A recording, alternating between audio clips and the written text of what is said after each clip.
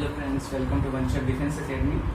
जैसा कि आप जानते हैं कि हम इंडियन पॉलिटी की सीरीज स्टार्ट कर रखी है, तो आज के इस लेक्चर में हम टाइप्स ऑफ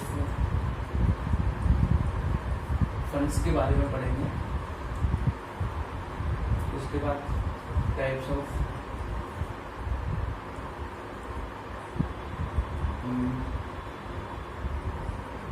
मेजॉरिटी के बारे में पढ़ेंगे और कुछ इम्पोर्टेंट डेफिनेशंस के बारे में पढ़ेंगे। ये काफ़ी बार एग्जाम में डायरेक्ट पूछे जा सकते हैं। ठीक है, तो चलिए आज का लेक्चर स्टार्ट करते हैं। सबसे पहले हम बात करेंगे टाइप्स ऑफ मेजॉरिटी की, कि जो हमारे पार्लियामेंट है उसमें कोई भी बिल पास करने के लिए कितने टाइप की मेजॉरिटी होती है और कौन सी मेजॉरिटी किस बिल में हम यूज़ कर सकते हैं या कि कहाँ पे हम उसको यूज़ कर सकते हैं। तो सबसे पहले टाइप्स ऑफ मेजॉरिटी। जब टाइप्स ऑफ मेजॉरिटी देखते हैं तो हमारे पास टोटल 4 टाइप की मेजॉरिटी होती है। सबसे पहले आती है सिंपल मेजॉरिटी, उसके बाद आती है एब्सोल्यूट मेजॉरिटी,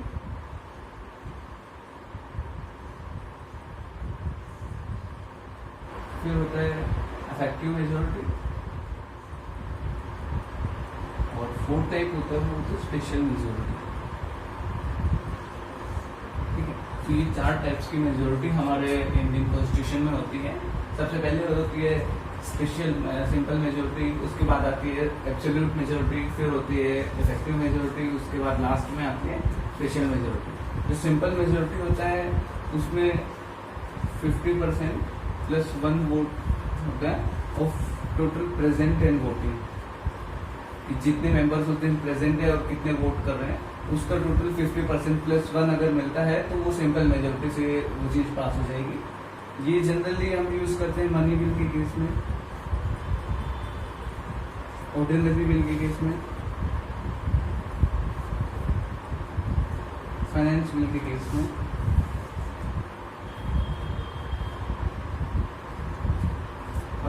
जो एब्सोल्यूट मेजॉरिटी होती है उसमें total 50% plus 1 vote of total membership.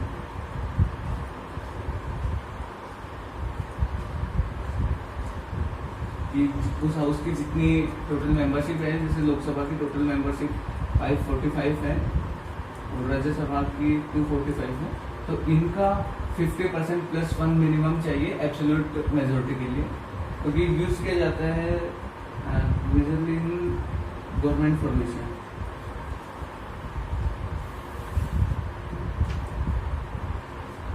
इसके बाद आता है इफेक्टिव मेजॉरिटी, जिसमें 50% plus 1 of present member.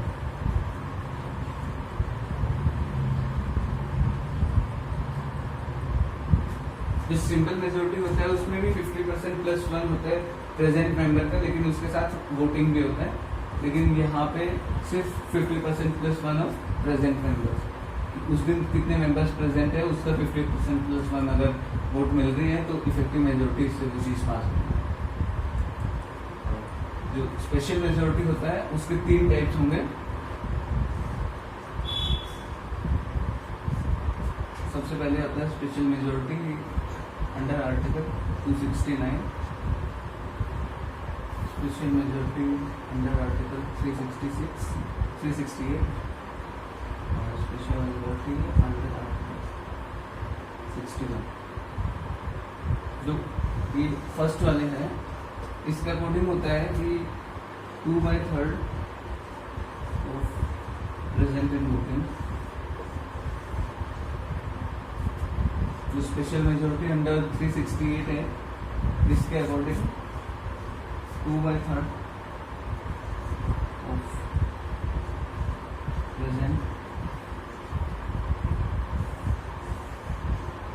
Special majority under article 61 इसके अकॉर्डिंग 2/3 ऑफ टोटल मेंबरशिप।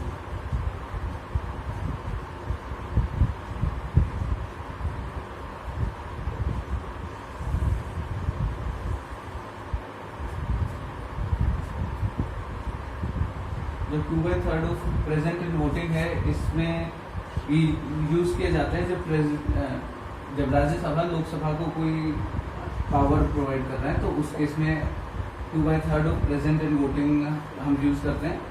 जो 2/3 ऑफ प्रेजेंट है, जो अंडर आर्टिकल 368 है, वो कॉन्स्टिट्यूशनल अमेंडमेंट एक्ट के लिए किया जाएगा। जो स्पेशल मेजोरिटी अंडर आर्टिकल 61 है, वो प्रेसिडेंट के इम्पीचमेंट के लिए यूज किया जाएगा।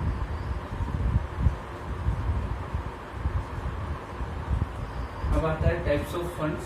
तो 2 टाइप के फंड्स होते हैं। फर्स्ट होता है consolidated fund of India,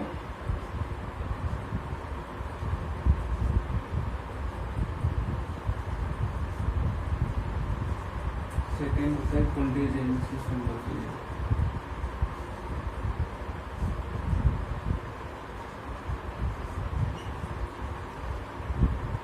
consolidated fund of India होता है, उसका जिक्र अंडर आर्टिकल 266(1) में किया गया है।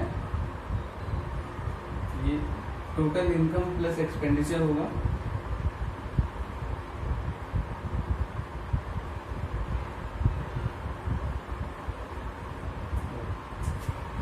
पार्लियामेंट ऑफ इंडिया इसके बारे में डील करेगा। अगर कोई भी फंड यहाँ से यूज करना है तो उसके लिए पार्लियामेंट ऑफ इंडिया के रिकमेंडेशन जरूरी है। जो कंटिजेंसी फंड ऑफ इंडिया है, उसका जिक्र अंडर आर्टिकल 267 में किया गया है। ये एक इमरजेंसी फंड होता है।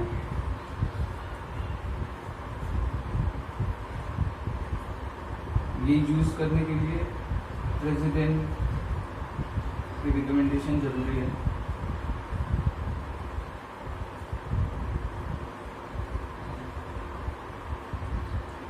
फाइनेंस सेक्रेटरी इनको देखते हैं।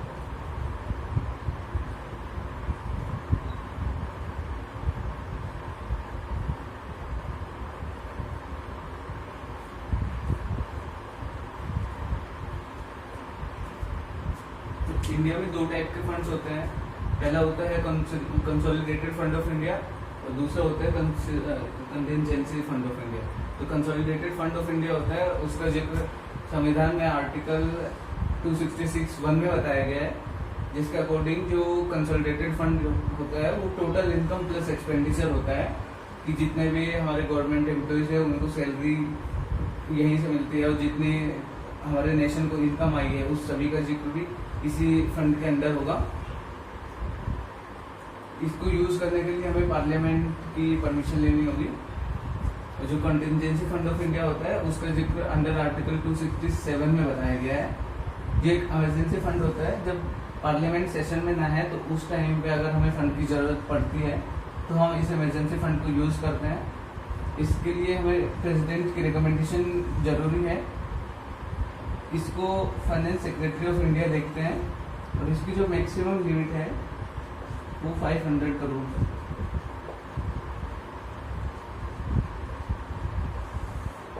अब कुछ इम्पोर्टेंट डेफिनेशंस देख लेते हैं।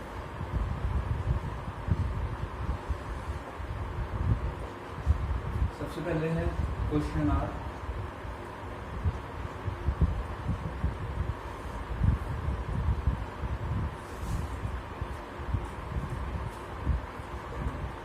First hour in Lok Sabha, second hour in Rajya Sabha.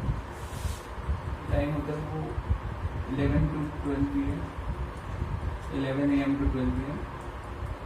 और जो राज्यसभा में है वो 12 PM to 12 PM। ये फर्स्ट आवर होता है,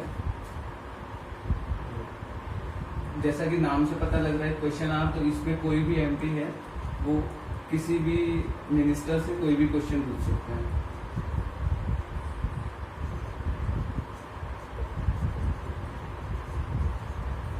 वो किस टाइप के क्वेश्चन पूछ सकते हैं? तो 3 टाइप के क्वेश्चन होते हैं। पहला होता है स्टार्ट क्वेश्चन,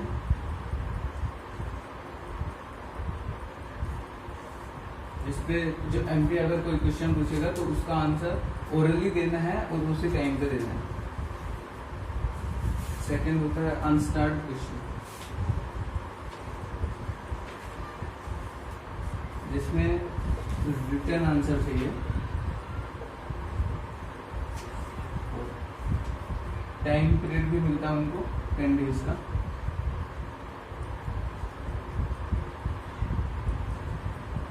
थर्ड होता है शॉर्ट नोटिस क्वेश्चन।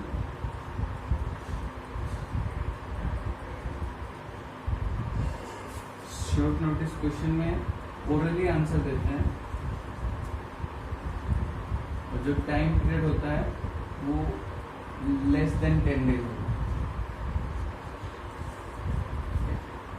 तो क्वेश्चन आवर होता है वो फर्स्ट आवर होता है लोकसभा में और सेकेंड आवर होता है राज्यसभा में। तो लोकसभा में 11 बजे से 12 बजे तक होगा सुबह, और राज्यसभा में वो 12 बजे से 1 बजे के बीच में। इसमें कोई भी जो हमारे मेंबर ऑफ पार्लियामेंट है वो किसी भी मिनिस्टर से कोई क्वेश्चन पूछ सकते हैं कि उन्होंने जो वर्क किया है उसके ऊपर कोई क्वेश्चन पूछ सकते हैं। और 3 टाइप के क्वेश्चन होते हैं। पहला होता है स्टार्ट क्वेश्चन, जिसमें जो एमपी है वो क्वेश्चन पूछेगा और मिनिस्टर को ओरली आंसर देना होगा उसी टाइम पे। अनस्टार्ट क्वेश्चन होगा जिसमें एमपी क्वेश्चन पूछेगा और मिनिस्टर को रिटर्न आंसर देना होगा, और जो उसके लिए मैक्सिमम टाइम पीरियड है वो 10 दिन का होगा। थर्ड टाइप होता है शॉर्ट नोटिस क्वेश्चन, जिसमें ओरली आंसर देंगे लेकिन टाइम पीरियड वो कुछ टाइम ले सकते हैं, वो टाइम 10 दिन से ज़्यादा नहीं हो सकता, यानी वो टाइम 10 दिन से कम होगा और ओरली आंसर वो दे सकते हैं इसके लिए। सेकंड जो हमारे पास आता है वो 0 आवर होता है।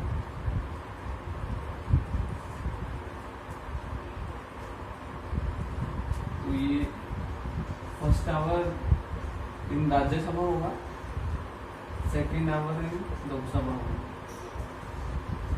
तो राज्यसभा में 11 से 12 PM और लोकसभा में 12 से 1 PM।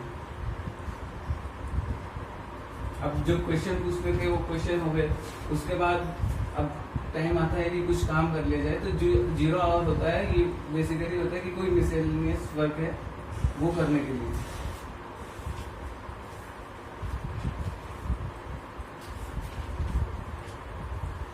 उसके लिए रिजर्व रहता है ये, कोई भी हमें काम करना है तो उसके लिए जो राज्यसभा होता है उसमें फर्स्ट आवर और लोकसभा में सेकेंड आवर, 0 आवर के लिए ये रिजर्व रहेगा। इसके बाद जो नेक्स्ट आता है वो है प्रिविलेज्ड मोशन।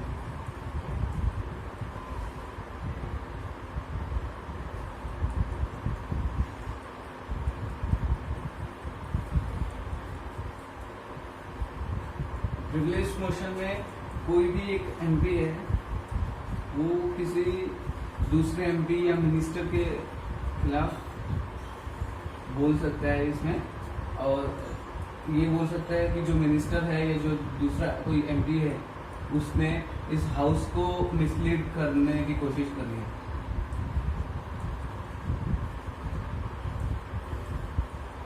तो अगर पूछा जाए कि किसी मिनिस्टर ने हाउस मिसलीड करने की कोशिश की है और दूसरे एमपी ने उसके ऊपर कोई बात रखी है अपनी, तो उस मोशन को क्या बोलेंगे? तो उस मोशन को हम प्रिविलेज्ड मोशन बोलेंगे। नेक्स्ट जो आएगा वो है लेम डक सेशन।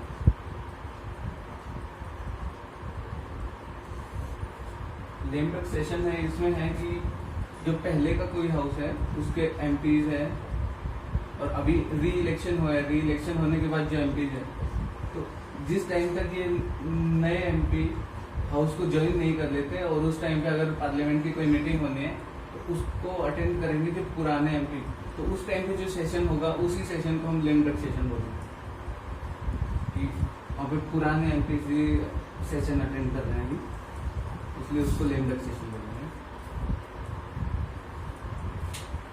इसके बाद होता है नो कॉन्फिडेंस मोशन।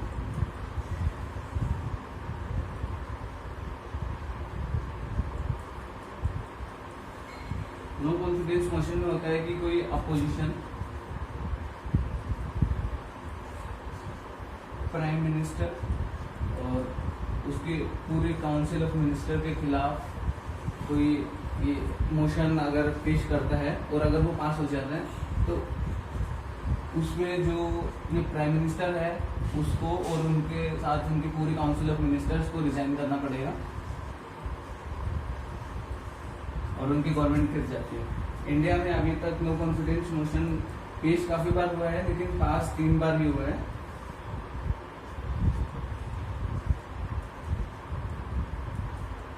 सबसे पहले ये 1987 में वीपी सिंह की जो गवर्नमेंट थी उस टाइम पे पास हुआ था। उसके बाद 1997 में एचडी देवेगौड़ा की गवर्नमेंट थी उस टाइम पे पास हुआ था। उसके बाद 1998 में फिर से अटल बिहारी वाजपेयी की गवर्नमेंट।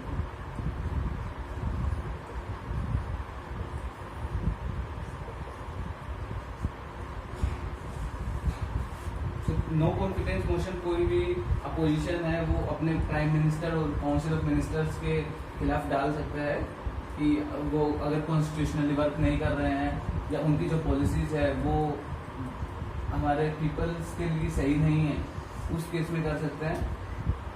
और अभी तक 3 बार ये पास हो चुकी है। सबसे पहले 1987 में हुई थी वीपी सिंह की गवर्नमेंट।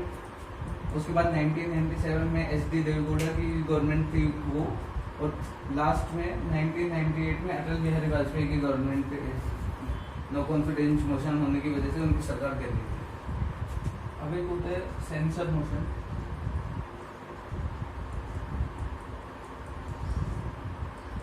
जिसमें कोई अपोजिशन पार्टी है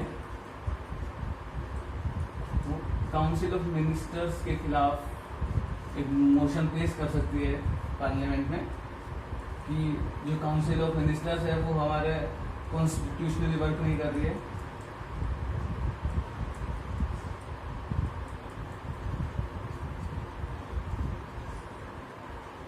अनकॉन्स्टिट्यूशनली वो वर्क कर रही है और जो उनकी पॉलिसीज है गवर्नमेंट पॉलिसीज वो सही नहीं है या गवर्नमेंट लॉज है वो सही नहीं है। उस टाइम पे ये सेंसर मोशन पेश हो सकता है। तो आज के लेक्चर में हमने सबसे पहले पढ़ा था टाइप्स ऑफ मेजोरिटी। इंडिया में कितना टाइप की मेजोरिटी होती है, तो हमने देखा था कि 4 टाइप की मेजोरिटी थी। सिंपल मेजोरिटी थी, एब्सोल्यूट मेजोरिटी थी, उसके बाद स्पेशल मेजोरिटी के हमने चारों टाइप्स पढ़े थे। उसके बाद जो हमारे टाइप्स ऑफ फंड्स होते हैं इंडिया में कि 2 टाइप के फंड हमने पढ़े। कंसोलिडेटेड फंड ऑफ इंडिया होता है, कंटिजेंसी फंड ऑफ इंडिया होता है। उसको किस किस तरीके से हम यूज कर सकते हैं, कहाँ पे उनका जिक्र हुआ है। उसके बाद इम्पोर्टेंट डेफिनेशन में हमने देखा कि लैंड टैक्सेशन क्या होता है, फिर कुछ जो मोशंस होते हैं वो कितने टाइप के होते हैं, क्या क्या होता है। जैसे नो कॉन्फिडेंस मोशन हमने देखा, सेंसर मोशन हमने देखा और प्रिविलेज मोशन हमने देखा।